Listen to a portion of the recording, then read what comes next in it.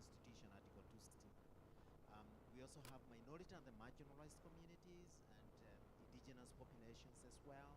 They could be small in populations or they could be endangered group of populations. And we also have persons with disabilities as well as our clients. The fact is that, as Dr. Ali has mentioned in here, we are a very heterogeneous society and we need to be cognizant of the most left behind.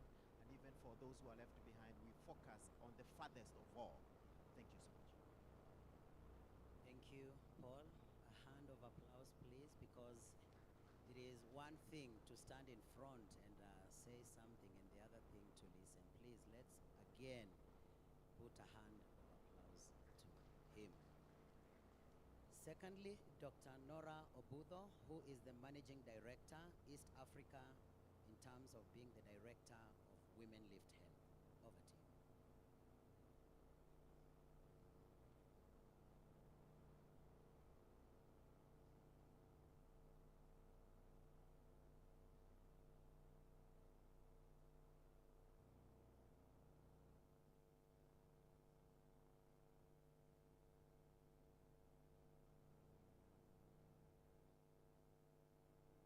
From clinical to programmatic work, and right now I'm in the women's leadership space. And so I'm working with Women Lift Health. Our focus is on women's leadership in the health sector. As the data has indicated, of course, the 70% health workforce is women, not saying in senior leadership. We all know the value that women's leadership has. They look out for community good. They have empathy. They look out for, programs that are of public good. And so when we're looking at matters, education, social and community good, that is a value they bring on board as well. In addition, of course, to their lived experience that is very much needed as we deal with these global health challenges. And so Women Lift Health really was established in 2019. It really started as an incubation project with Stanford University. And the question was, why are women not at the tables? Because there were many task forces around health that was observed in the US and women were not there. And so what were the issues? The findings that Stanford has, they have presented, are not far apart from what they found. And we decided that there's need for intervention and there's need for support for that. And so at Women Lift Health, we work at 3 different levels, at individual, institutional, and societal levels. And so we're looking at that ecological model to drive our interventions. And our end point, of course, is to contribute to gender equity and health, better health outcomes in that regard. And so we're looking at supporting women's leadership through capacity building programs for them. And we say we're not here to fix the women because they're already technically sound. They just need a catalyst to move them to the next level. And so that's what we do. We take women through a 12-month catalyst program, a leadership catalyst program, support them with mentorship and coaching, provide them with tools to support in their leadership. They graduate into alumni and we follow them in their leadership trajectory. And we've seen amazing results, and you can look at our evaluation report on our website. And East Africa, of course, is really leading the course. So I'm managing the program in East Africa, covering 5 countries. That's Kenya, Uganda, Tanzania, Rwanda, South Sudan, and we have also made entry into Ethiopia as well. So this is what I am passionate about. I'm passionate about women's leadership. And we also know that we do not live in isolation, and we are working with men as well, and we have our male allyship program, and I know we'll be speaking to that as well in due course. And so we are looking at it, of course, working hand in hand with men, because gender is really not just a women's issue, it's both. And the workplace is supposed to be fair for both. And so we're looking for that equal opportunity, fair opportunity, so that we can all advance, and in terms of our focus, to achieve better health outcomes. Thank you.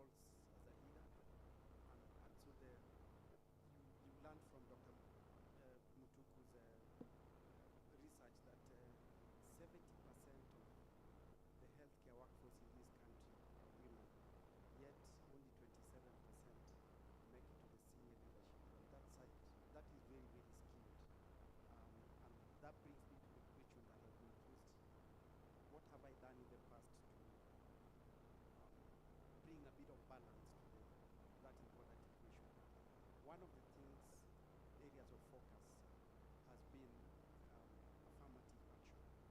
So as a leader, you have to balance the boardroom. Balance the boardroom in the sense that you need women, number one.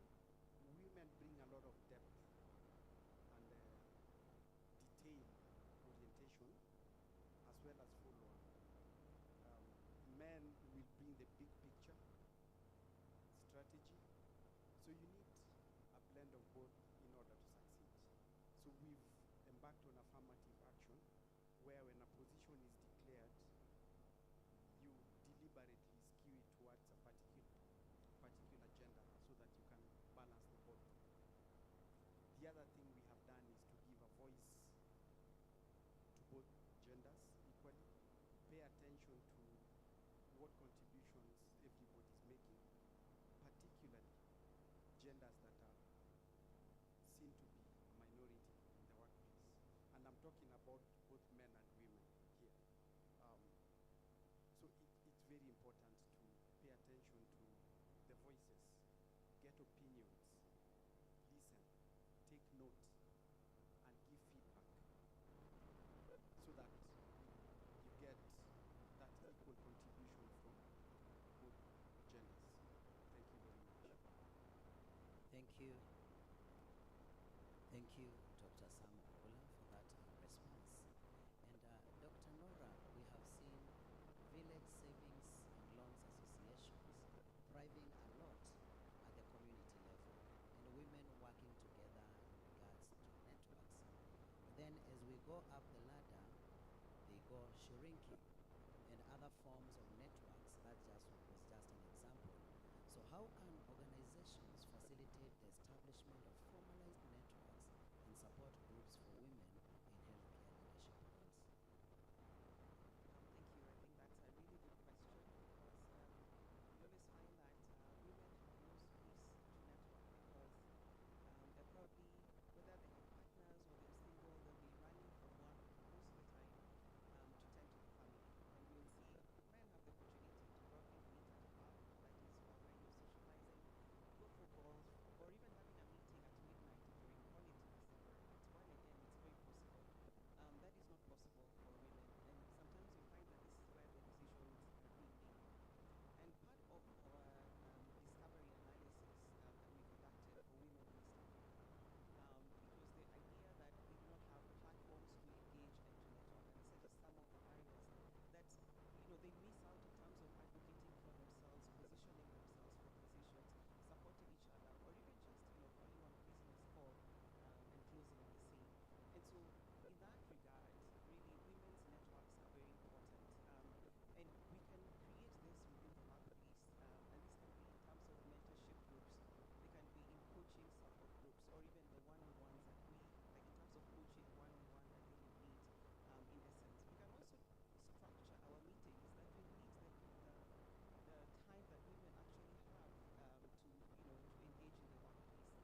And we've been looking at all these spaces where you can have women have, whether it's a brown bag lunch meeting, or if you go to a conference, have a session for the women to engage, meet, and interact. Because sometimes truly at night it becomes very tricky. There's a whole safety issue that women have to think around. But how can we provide that? I can tell to an experience I did have working in Nakuru Provincial Hospital at the time.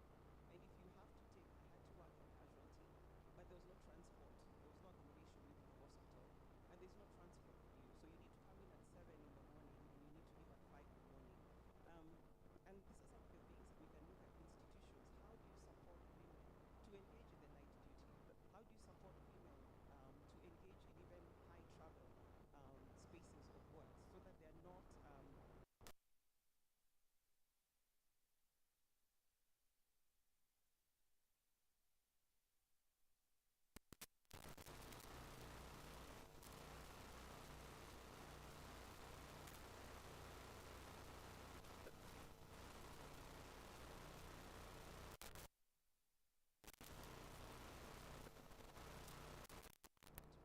So mentorship circles, as we have seen it, has been something that has worked in our programs.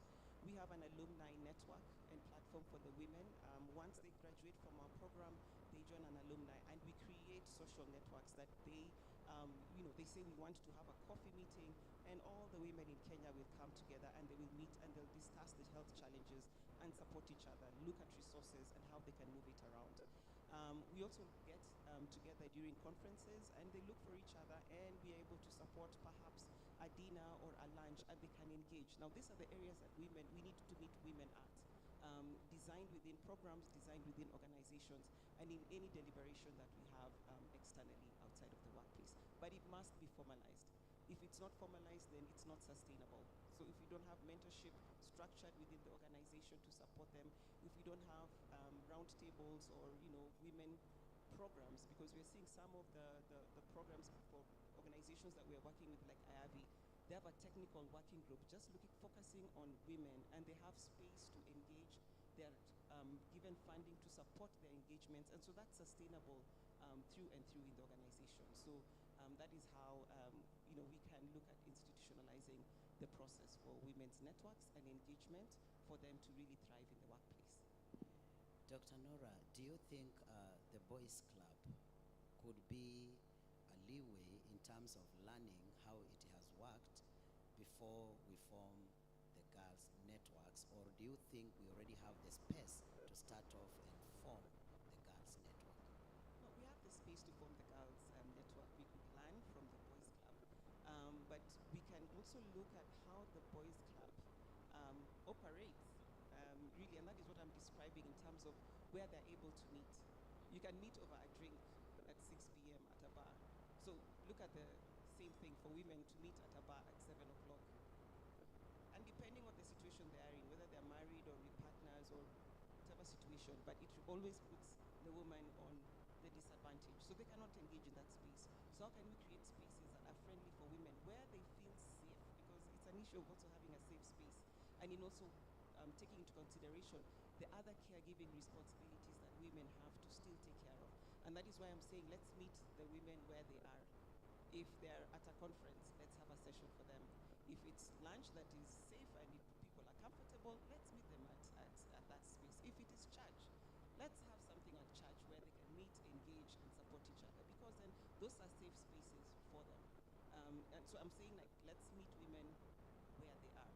Instead of trying to bring them out for a meeting at 2 a.m. for a political decision to be made on health insurance, it won't work. And so we will tend to miss out on their contribution, lived experience, technical soundness in terms of health and what they want to bring on board if you have a meeting at 2 a.m. Thank you so much. I hear the word safety in terms of also looking at the time and activity profile and more of flexibility. Dr. Paul Kuria, in terms of the creating gender-inclusive organizational cultures, what are some successful examples of organizations fostering gender-inclusive cultures, and how can their experiences inform efforts within the Kenyan healthcare sector?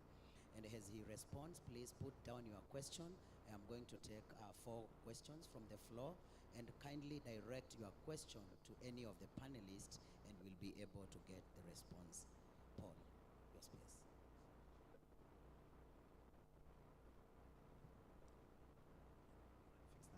Thank you so much. Allow me to take a second and step back and say the following. There is compelling notion that gender equality issues are trivial, they're very easy to deal with, and it's just a button that you switch on and off. It's a very complex space, and the gender equality agenda is so multidimensional that you require predictable investments, you require strategic disruptive interventions, and you need very bold strategies and postures to ensure that we drive it towards the direction you want. Ordinarily, in a single decade, you'd make a lot of gain and then lose it all in a second. Very easily to do that. But let me come to your question. The National Gender Equality Commission has assessed some of the institutions. There are other institutions that we have just looked at the great literature and the publications, and there are those that we have worked with, and therefore I'm going to give you illustration, a couple of examples of institutions that falls in either of those buckets. But the first one is where we have audited, and without any doubt, we are very confident that judiciary is one of the institutions that many other institutions can learn from. First of all, with understanding that every institution that is represented here, you have something to offer.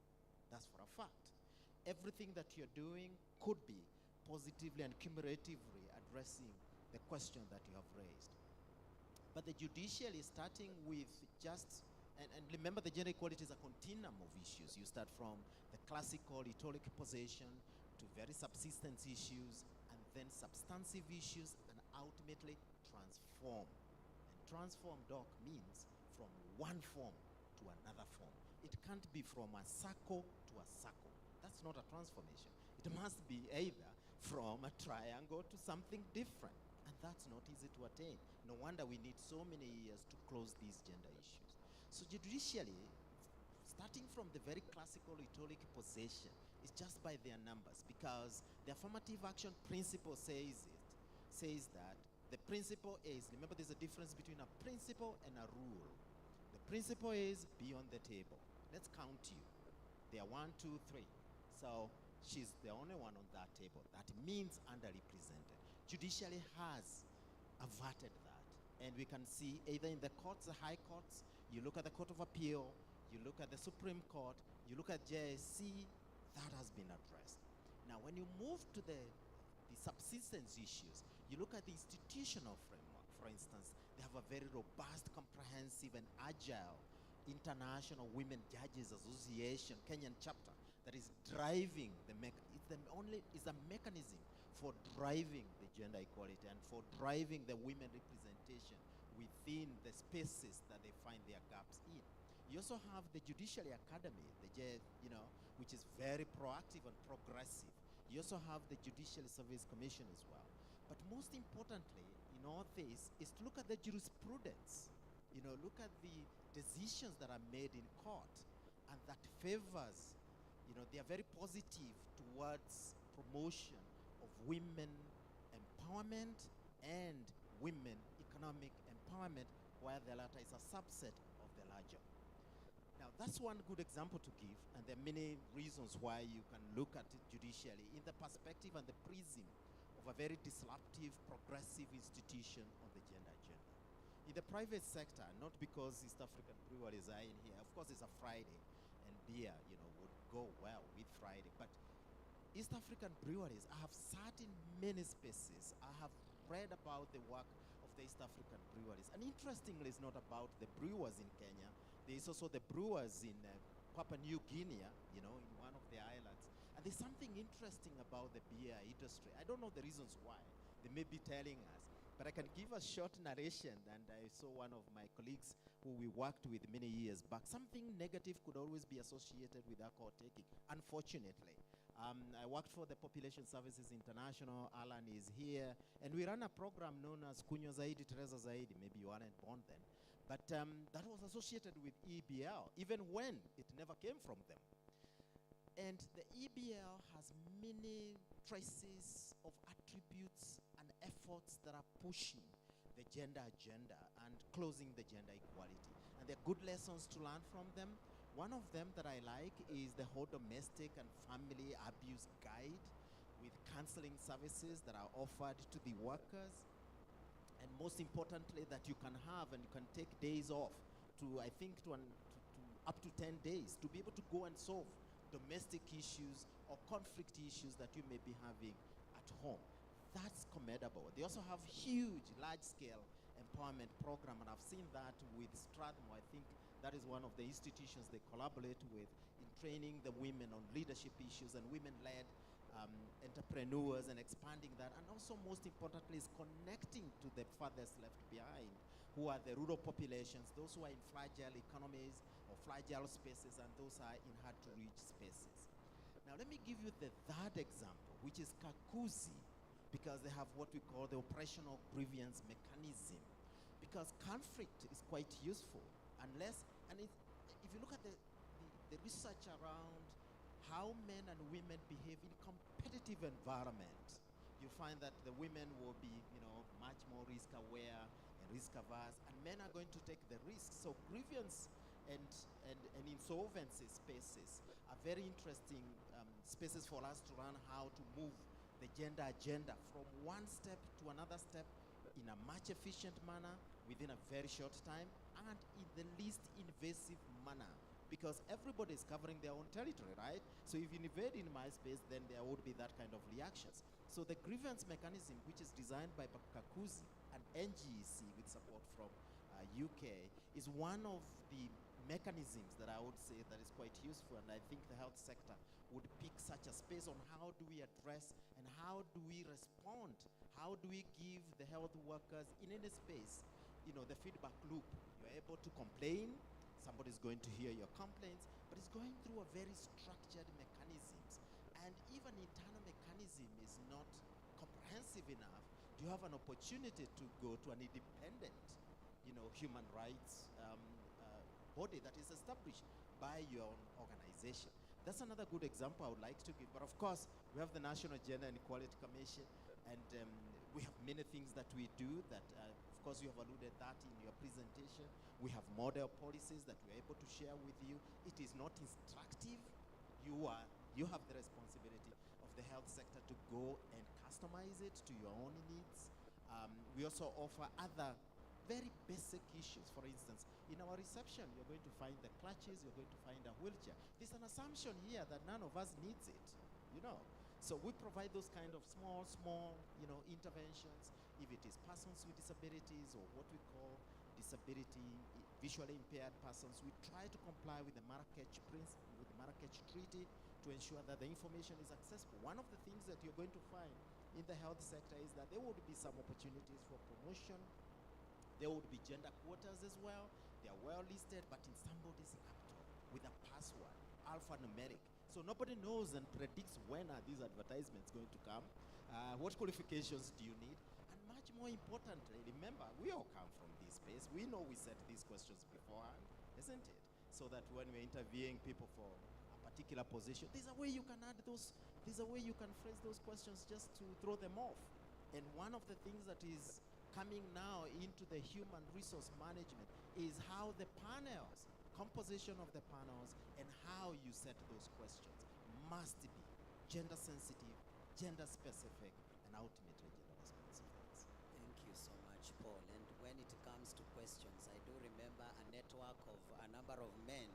One day we sat and they were actually deliberating and wanting to understand why is it that when they go for gender positions, they are asked, why did you apply this position and you are a man?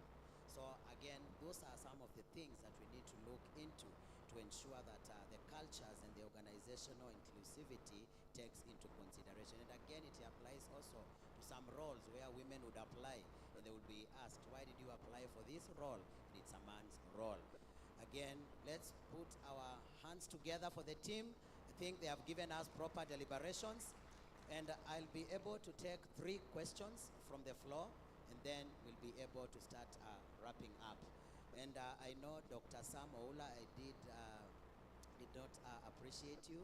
Again, let's put a hand clap for him so that he feels he has been considered. Thank you. Questions from the floor? I'm taking the first 3.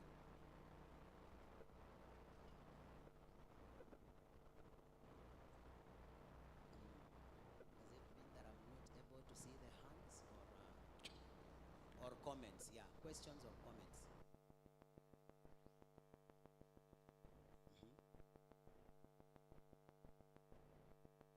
Go ahead. Sure. Thank you for that good presentation.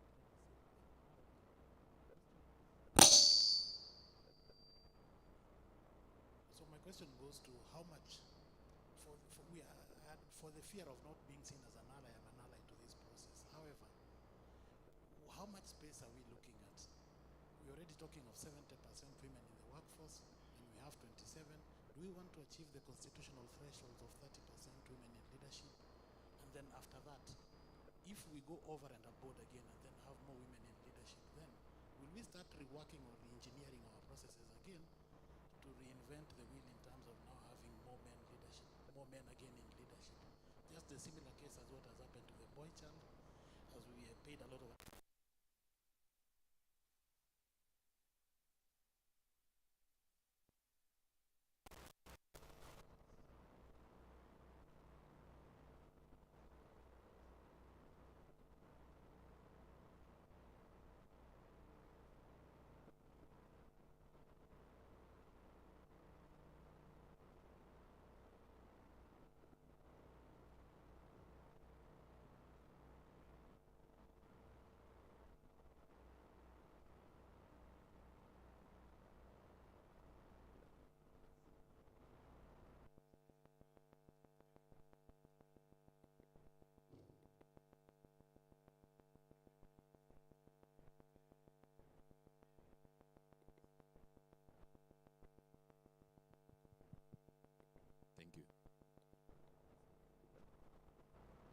the agenda is moving so much towards the left, and yes, we are at the center.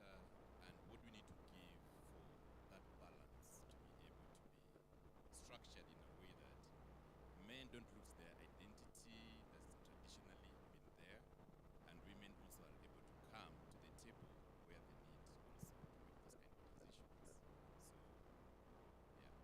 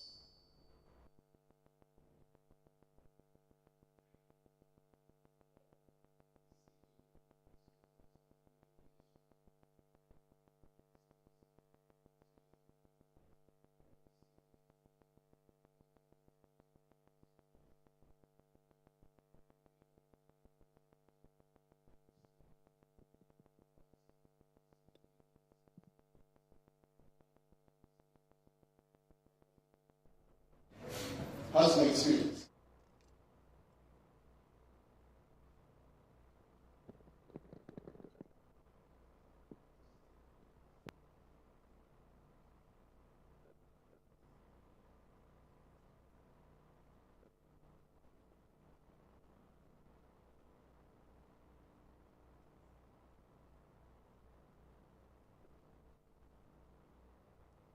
It's a very easy conversation because it is not that women want to take over.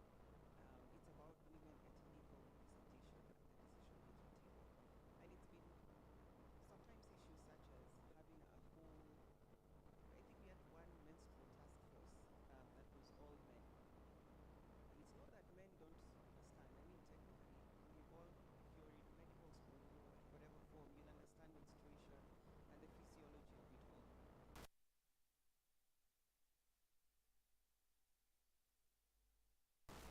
Hard, or to have, sex so that you can have pads. Now, some of these things will come in terms of how you're going to design a project, how you're going to budget for it, how you're going to implement it. And so there's all the value of having women at the table. So if you have a task force of 10 people and there are no women, that's a question. If you have a task force of 10 people, 5 are men, 5 are women. 5 or maybe 2 are from, a certain age group, maybe Gen Z, and another group is those who are in menopause. Like, we're looking at this diversity that we really need to have in these decision-making spaces, over and above just having men and women. Even the generational representation is just as important. I believe that as we look at these ratios that we need to have at these spaces, it really should reflect the population. If 50% of the population of Kenya, or more than 50, are women, why should we not hit that 50-50 mark? Why should we be at 30-70? And perhaps the 30-70 was because we didn't have as many women produced through the pipeline into leadership, and so 30 maybe was reasonable. But right now, we do have women, and they're technically sound. And they should have that opportunity to sit at the table. Now, as we look at women's leadership, it's really not about a favor. It's both of them, men and women, should come in technically sound. But if we are to achieve this number, and so that we are having, let's say, a senior leadership team that's all 10 men, for instance, one resigns for whatever reason, and you want to hire and you're looking for diversity mix, is it even a question that really you should be looking for women to be in that space? But they must be technically sound. For me, of course, if you're trying to promote a woman who is not technically sound does not qualify for the job, then it beats the purpose. And I think that's when we start getting that issue around the glass cliff, ceilings, all those things. They start coming up in that way if we are not promoting based on a fair space. And that's what we are advocating for in the workplace. Fair space, fair opportunity, fair pay, equal. Because just as in medical school, I went to medical school, I graduated, and I applied for that job, and a male counterpart goes through the same course, applies for the job, it should be fair, because we're both technically sound. But if there's a whole quota that in that particular organization that we're applying to, in the senior leadership there's no woman, or there's a misrepresentation of whether male or female, then we should be fitting that gap so that we have diversity represented at the table. Diversity wins. Diversity leads to quality decisions. Diversity makes the community win. Diversity will change that health agenda moving forward. We will hit those outcomes. Right now, we are a whole 132 years from achieving gender equity. So I will not see it in my lifetime. Probably you won't see it in your lifetime unless we start making these changes. For instance, in Rwanda, yes, they have that quota system, but the women's voices are not being heard even in the spaces where they're sitting. So there is more. The quota system is not, it was nice, we achieved it, just the same way we're looking at women's representation in politics by having a women nominated. But that gives that opportunity for them to see themselves as MPs, to see themselves as governors, because you only become what you can see. And so creating these opportunities really must exist. We must be very committed. But it is not going to be a favor that's being done. It must be that we are all coming in technically sound and being given fair opportunity to look for that position or presence in a board or presence in decision making. We will pull a chair and sit. We need to be involved. The second question was about the conversation shifting to the left and what equilibrium we need to get to, if I'm not wrong. First, let me start with a bit of history. I grew up in a culture that was very patriarchal, where my mother was treated in the same manner as me as a child. And when food was served, only my father sat at the table. My mother and I would sit on the floor to eat. But that was then. Have we made strides? I think so. Things have changed. How much are we on the left side of the equilibrium? And I don't know what left. It's left towards women more or towards men more. I don't know. The person who asked the question did not specify. There's still a bit of this imbalance. And so this is a conversation we need to have. I know that in the last decade, from my observations, there's been a lot of focus on the girl child, a lot of empowerment, a lot of affirmative action. And there's a bit of risk to that, if we're to be honest, in the sense that boys get ignored. And so we are raising a generation where boys will not even feel like men if we are not careful. So this is a call for us, both men and women, to mentor both. Give the boys their space, mentor them as boys to become men, but also let's support our girls to become women leaders in society. In the culture I grew up in, women were not allowed to inherit property. They would not be given land. They did not belong. In fact, girls grew up knowing that even if they were not the to be married type, because not everybody gets married, yeah? They did not belong. They were sent away. But things are changing because of the conversations we've had. So I think we need to put a lot of focus on this conversation, create awareness, support. Let's not ignore one as we try to prop the other. Maintain equilibrium. And I shared earlier, in my experience, I've tried to balance both. Whenever there's space, we look at, of course, competence and technical expertise, first and foremost.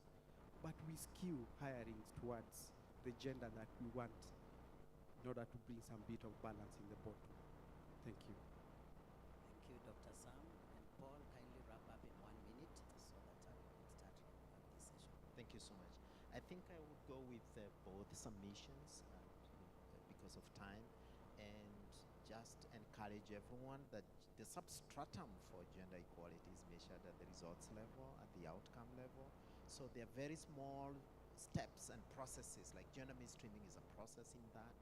And so the example that you have given varies by the circumstance. For example, I've interacted with conservancy space. Think of Saburu, where getting a female teacher in the entire county is so difficult.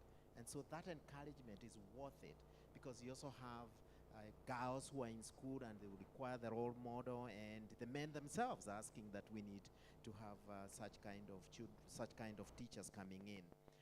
We also have other spaces. I think one of the ministry we give an advisory on fish diving, the deep diving down the coast for the military, and the advertisement was very clear that these spaces are only for men. And the National Gender Equality Commission issued an advisory and said, no, we also think there could be women who may be interested in this. Of course, having conversation with them, like in Kisumu, only one woman has a boat. So these are realities on the ground, but that does not mean we can't encourage women to be deep divers. And lastly, allow me to give you my own example. I am here as affirmative action. The advertisement for this position that I hold was floated 3 times, and they insisted they wanted a man. And every time no man applied. And it were all women. But the institution needs to have a gender balance. And so that's how I came in. Thanks. Thank you so much, Paul, and thank you, panelists, for that great deliberation. And in terms of wrap-up, as I bring in Latif so that he can take over from here, I would like to say that when it comes to gender equality, it's about the opportunities. And apart from that, it's good for us also to get into cognizance that our most ways of programming would use a gender approach. When I talk about a gender approach, I'm talking about programs that would be designed to look at the needs, the priorities, and the issues that affect men, women, boys, and girls. I do know that there are some programs that we can use the feminist approach. For instance, if we were to start a program for domestic workers, there are quite female employees are quite a majority compared to men. And I think that's a good example of where we would use a feminist approach. Again, there are also other examples where we are going to use a masculine approach. But a majority of our programs would use a gender approach. So thank you so much, and allow me to thank Dr. Sam Oula, Dr. Nora Obudho, and Mr. Paul Kuria. Thank you so much. It was quite an insightful conversation, and let's keep the fire burning.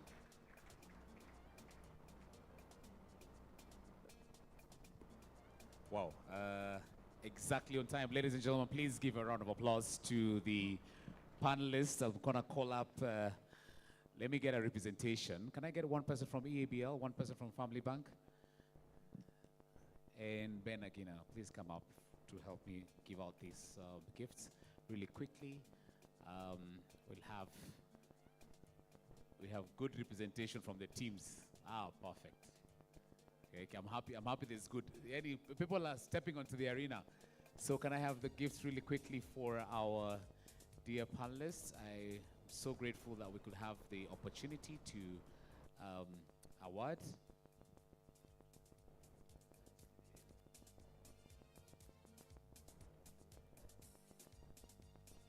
Dennis and Dr. Gilbert Mutinda from Family Bank. Dennis from EABL as well. And then, of course, Ben Agina from APHRC. Ben, please take the floor to award Dr. Nora Obudho.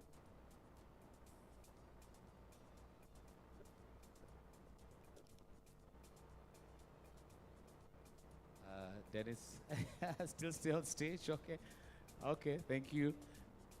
Dennis, you can give to Dr. Sam Oula.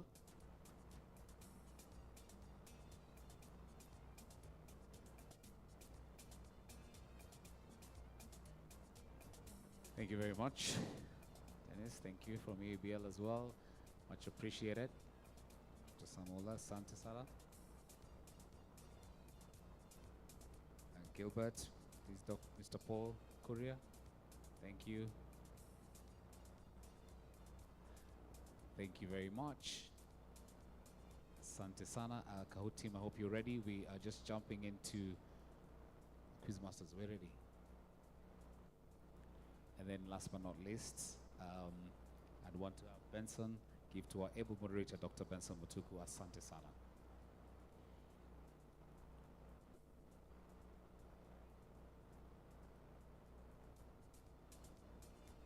Thank you very much, ladies and gentlemen. Much appreciated. One group photo, please. One group photo. So I'm following instructions. This conference is not possible without the very able team behind the scenes. So I am so honored they could all get us really nice gifts and put us all here. Asante Sana. One final round of applause as they all take their seats. Like we're live. Yes, in case you're still with us. Guess who just arrived? Dr. George Njenga, founding dean at Stratford Business School, apart from many other hats. You didn't miss a lot. I know you're not looking at me, but I'm still giving you the mic. I'll wait until you finish your deliberations. What are you looking forward to in the afternoon? To enjoy the wisdom that comes from this floor and see how we can improve our families, our society, and make it more entrepreneurial. Yes, that's what I want. Can't wait, sir. And guess who joined us as well? We have health and fitness instructor, Mr. Shivrenja Simani. I was even just trying to get that word correctly, but I'm happy I married a Luya, so it can only be a Luya name that I can break down. So Shiv, simply put, just tell the audience what they should look forward in the afternoon. Hi, good afternoon, everyone. So from our panel, you just have to look forward to basically tips and tricks of getting fit physically, which is an anchor of one of your anchor foundational characteristics just for life and how it affects your mental health. Yeah, thank you. So yeah, and I'm happy even though our chief guest today spoke about mental health and really will be expanding further on that. We have two panels, ladies and gentlemen. The first panel will look at men's positive health, man's physical, mental health, spiritual and social health. And also we have men's and as allies, fathers, brothers, role models, coaches and mentors. Now that will be starting at exactly 2:30. Now this room will be split into two. I know there's a tendency to have maybe an 80-20, 60-40, but please, we're going to allocate you the rooms, and this is how we're going to do it. Ladies and gentlemen, Opera. Yes, thank you very much. And again, I love the panel. The panel is very awesome. I just want to say one key thing, if in case you missed what Dr. Nora said, diversity is the key for unlocking what we are dreaming of. I think it didn't sink in, I will say it again. Diversity is actually the name of the game. If you look at where we've gotten to until now, it's because of allowing others into the room. Whatever others look like, that's not like you. So I think once you embrace diversity, we will unlock the Kenya that we dream and desire. And that's my goal. And so like right now, I'd like all of us to get into pairs now. And please, it's very important. So in your table, if you feel you're an odd number, please be an even number. And then I want you to decide on that in your pair. We're going to have two roles, two designations in honor of men. These are, in psychology and storytelling, these archetypes allow men to become mature men. We can talk about that another time. But I want you to decide in that team who is a king and who is a warrior. So please do that now. Decide with the pair who, and please, if you're not paired up, I see you, you're solo there. Connect with someone. Choose who is the king and who is the warrior. And even as you do that, I can give you a tip. You see, we know about kings. These are the ones that rule the land. Sorry, Opera, just let me give a caveat. Sure. This game excludes the following: Father Charles Mundia, Shiv Simani, Lawrence Githinji, Rain Mwendwa, and Shadrach Mwangangi. You're excluded from that game. Next, Thank this you. game excludes Dr. John Jenga, Captain Paul Mwangi, and Captain Emma Mwangi. Are they here, by the way? This is a father and daughter duo. Is Captain, are you here? Okay. Dr. Simon Kikundu and Mr. Robert Yahweh. You're excluded from this game. The rest, you have to participate. Yes, Father, you've been excluded. So please, now that you've had the amended participation rules, please, you need to have 2 rules because this will determine which sessions we go to afterwards. So it is very critical. Let's do that right now. Okay. With the silence I'm hearing, it's like all of you have decided, right? Who is the king and who is the warrior? So I'd like us to do this right now in the most orderly way possible. I'd like all the kings to be on this side of the room. We can use the camera as the halfway point. So the kings will be on this side and the warriors will be on the other side. And I'd like us to do this now so that we're going to go to lunch immediately after this. And after lunch, you know where you're coming back to sit. So let's stand up right now in 3, 2, 1. Yes, kings come this way, warriors to the back of the room. All the warriors at the Yeah. back of the camera. Let's all come this side. That's right, all the warriors. All the follow warriors. MC Brown. Yes. The brown man is here. I hope you can all see me.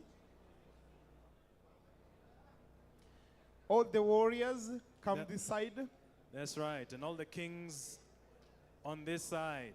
All the kings are on the other side. And if you are a warrior and you're on this side, can you just remain here, seated? All the warriors, let's have a seat on this side. No, you are a warrior, right? You don't have to move. All the warriors, if you're on this side, don't move. You're just allowed to sit where you are. And all the kings, let's move to the other end. Pardon? Yes, kings are seated on this side of the camera where I am at. Yes. So the camera is a halfway line. All the kings are this way. We all the seem to warriors. have less space, so we can use this. Okay. All the kings from here going the other side, all the kings to sit from the other end, all the warriors from this end to the other end, all the warriors, let's settle this side. Kings, You and are find a your warrior. seats. Please. Yes, you have a EABL, I seat know this you want side, to be eh? together, but please. There'll be EABL kings and EABL warriors. Kings, you can have your seat. Just grab a seat. Okay. All the kings. All I can kings. see you standing. Grab a seat. Yes. All right. So I think we have an agreement. When we come back from lunch, ladies and gentlemen, when we come back from lunch, we'll be able to show you where the kings and warriors are going. So you'll follow our cue. Please enjoy your break. We have lunch served at the terrace. Please note the terrace. Take the lifts to the first floor. You have your vouchers. Should you not have your vouchers, just by the reception desk, kindly get a lunch voucher. Lunch is served at the terrace. And we're right at the back there as well. Joe will give it to you. The terrace, ladies and gentlemen, we are back at exactly 2:30. Please, the next session starts at 2:30. To our online audience, we'll be on time. See you at 2:30. So that means be here by 2:25. When it is 2:25, please stand up from your delicious meal. Hopefully, you'll be finishing your dessert so that you can make your way here and be here by 2:30 so we can start. Thank you very much, and go enjoy your lunch. Kings and warriors, au!